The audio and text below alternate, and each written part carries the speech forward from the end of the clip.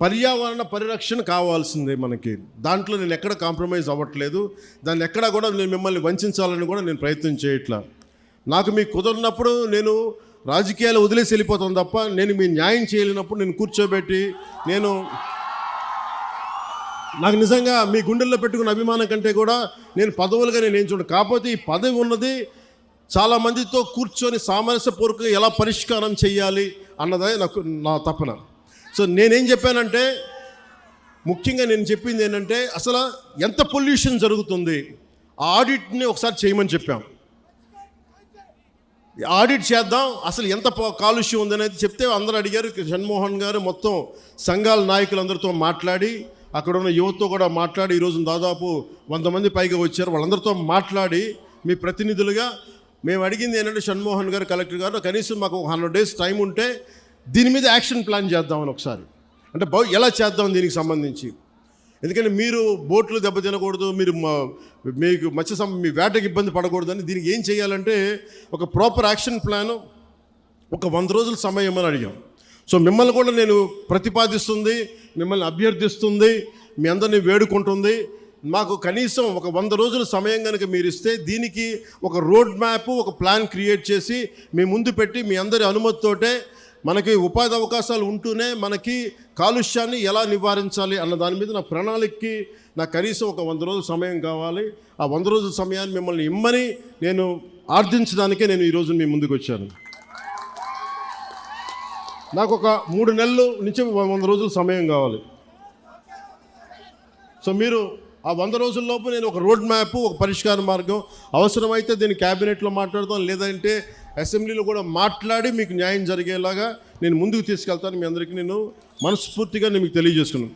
So నాకు 3 నెలల సమయం మిమ్మల్ని, ఇది ప్రజాస్వామ్యం, నేను 4 గోడల మధ్య కూర్చొని నేను అడగట్లా.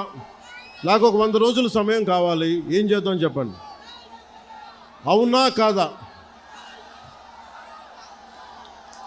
100 రోజులు సమయం ఇస్తున్నారా? నాకు ఇస్తున్నారా?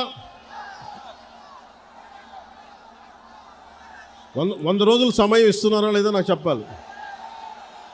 అలా కుదరదు నాకు. ఎందుకు చెప్తా, మీరు 100 రోజుల సమయం ఇవ్వకపోతే, మీరు 100 రోజుల సమయం ప్రాక్టికల్గా మీరు ఆలోచించండి. 100 రోజుల సమయం ఇవ్వకపోతే, ఎందుకంటే రాత్రికి రాత్రి పొల్యూషన్ ఏం జరుగుతుందో మనం ఆడిట్ చేయడానికి కూడా చాలా టైం పడుతుంది. ఆడిట్ చేసిన తర్వాత వ్యర్థాలు ఉన్నాయి అంటే వీళ్ళకి ఎందువల్ల వ్యర్థాలని విడుదల చేస్తున్నారు. ఎందుకంటే మీరు 4 రోజులు ధర్నా చేస్తే 5వ రోజు పరిష్కారం నిజంగా రాదు. ఎందుకంటే దీని వెనక చాలా ఉన్నాయి. పరిశ్రమలు మనం ఇచ్చింది కాదు, వైసీపీ నాయకులు ఇచ్చింది. వైసీపీ నాయకులు ఇచ్చిన పరిశ్రమలు మన కూటమి ప్రభుత్వం వచ్చిన తర్వాత ఇచ్చిన పరిశ్రమలు కాదు. సో అందుకని అలా అని చెప్పి వాళ్ళలాగా భయపెట్టి, పారిశ్రామికవేత్తలను భయపెట్టి పారిపోతే అది దేశపరంగా ఇంకోలాంటి సంకేతాలు వెళ్తాయి, అదో ఇంకో సమస్య ప్రారంభమవుద్ది. సో మేము ఆలోచిస్తుంది వయా మీడియాగా మధ్యలో పొల్యూషన్ రాకుండా, మన మత్స్య సంపద చనిపోకుండా ఎలాంటి పరిష్కారం వెతకాలి. అలాగే ఓఎన్జీసీ వాళ్ళు మనకి కొంత కాంపెన్సేషన్ పే చేస్తూ ఉన్నారు, ప్రతి నెలకైనా అడుగుతూ ఉన్నారు. అది మేము పెట్టే ప్రతిపాదన కలెక్టర్ గారితో, సంబంధిత మంత్రివర్గంతో మేము అడుగుతుంది. ఈ ఎక్కడైతే ఎఫెక్ట్ అవుతూ ఉన్నారో వాళ్ళకి సంబంధించి ఆ పరిశ్రమలు కానీ పారిశ్రామిక యాజమాన్యంతో మాట్లాడి వాళ్ళు ఎంతవరకు చేయగలరు, ఒకవేళ కాంపెన్సేషన్ ఇవ్వగలరా, నెలకి ఇవ్వగలరా, లేదంటే 1 time సెటిల్మెంట్ చేయగలరా, ఇవన్నీ మాట్లాడాల్సిన అవసరం ఉంది, మాట్లాడాల్సిన పరిస్థితి ఉంది. అది మీకు అంటే ఇవన్నీ చేయడానికి నాకు కనీసం ఒక 3 నెలలు సమయం కావాలి. 3 నెలల సమయం తర్వాత ఖచ్చితంగా ఒక పరిష్కార మార్గానికి తీసుకొచ్చి, ఇది ఎందుకంటే పిఠాపురం మోడల్, ఈ పొల్యూషన్ మోడల్ రాష్ట్రం అంతా అప్పీల్ అవుతుంది, అప్లై చేయాల్సిన పరిస్థితులు వస్తూ ఉన్నాయి. ఎందుకంటే పరిశ్రమలు రావాలి. ఉదాహరణకి మీకు భీమవరం దగ్గర ఆక్వా పార్క్ ఉంది. ఆక్వా పార్క్ పెడితే ఏం జరిగింది, అక్కడ కూర్చోబెట్టి రాత్రి గొడవలైనవి.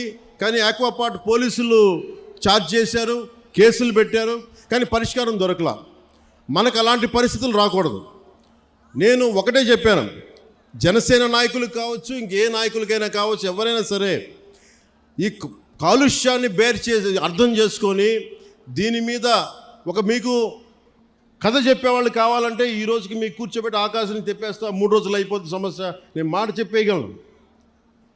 నేను మిమ్మల్ని కూర్చోబెట్టి మీ చేత చప్పట్లు కొట్టించుకుని వెళ్ళిపోగలను, కానీ ఏం చేయను.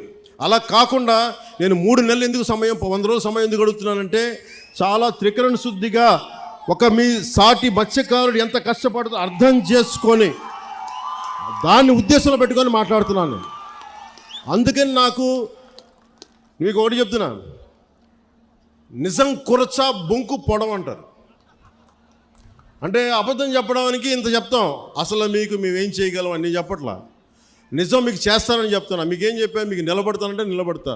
మీకు రోడ్డు ఇక్కడ ఉప్పాడ ప్రొటెక్షన్ వాళ్ళు చేస్తానంటే చేస్తాను. దాన్ని కూర్చోబెట్టి మీరు రేపు నుంచి ప్రతి గంటకి ఏమైంది డేటా అంటే అలా కుదరదు. మీకు నా టర్మ్లో నా టెన్యూర్లో మీకు చేసి పెడతాను. ఉప్పాడ ప్రొటెక్షన్ వాల్ వచ్చి తీరుతుంది.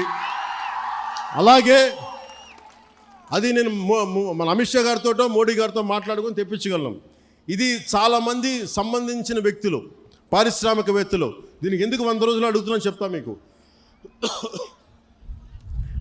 అన్నీ నా చేతుల్లో లేవు. ఇండస్ట్రీస్ మినిస్టర్తో మాట్లాడాలి, ఫిషరీస్ మినిస్టర్తో మాట్లాడాలి, అలాగే కూర్చోబెట్టి మనకి ఏవైతే ఈ షిప్పింగ్ ఇండస్ట్రీ వాళ్ళతో మాట్లాడాలి.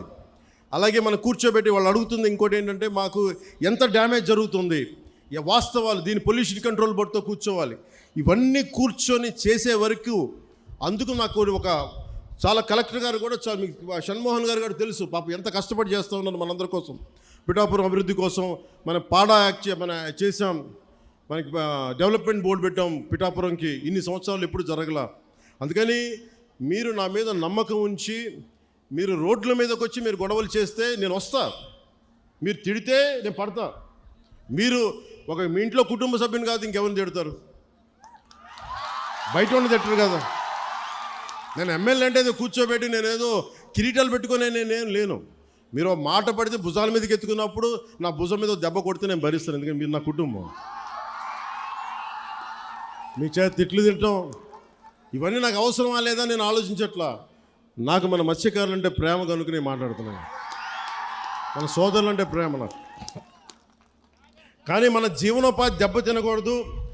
జీవనోపాధి ఈ సమతుల్యత కోసం కూటమి ప్రభుత్వం ఒక ఉన్నత స్థాయి కమిటీని కూడా ఏర్పాటు చేసింది. అందుకే నాకు ఆ సమయం ఇవ్వాలని మీకు మనస్ఫూర్తిగా కోరుకుంటూ ఒకటి చెప్పాను, పారిశ్రామికవేత్తల్ని ఎవ్వరు కూడా రాజకీయ నాయకులు దయచేసి మీకు న్యాయం చేస్తామని చెప్పి మిమ్మల్ని ఎగదోసి పబ్బం గడుపుకుంటే మీరు దయచేసి అలాంటి వాళ్ళలో పడగండి. అది రైట్ అవ్వదు. మనం ఏమవుద్ది, పారిశ్రామికవేత్తలు బెదిరిస్తే మీకు పర్మనెంట్ సొల్యూషన్ రాదు. మీ అందరికీ తల 10,000 25,000 పడేసి నాయకులకి ఇంత ఇచ్చేసి చేతులు దులుపుకొని వెళ్ళిపోతాను. నేను అలాంటి చేయడానికి రాలా, అలాంటివి నేను చేయను. అవసరమైతే ఉప్పాడలోకి వచ్చి మీ చేత తిట్లు తినడానికి సంసిద్ధంగా ఉంటాను తప్ప నేను అలాంటి బ్యాక్ డోర్ పనులు నేను చేయను. సో అందుకని మీ అందరికీ మీరు నా మీద నమ్మకంతో ఉండండి. నేను మళ్ళీ 2 రోజుల తర్వాత 3 రోజుల తర్వాత కరెక్ట్గా నేను మళ్ళీ వచ్చి ఒకసారి పొల్యూషన్ నేను చూసి మీకు ప్రతి 10 రోజులకు ఒకసారి నేను మీరు ఒక కమిటీని ఏర్పాటు చేయండి. నేను అది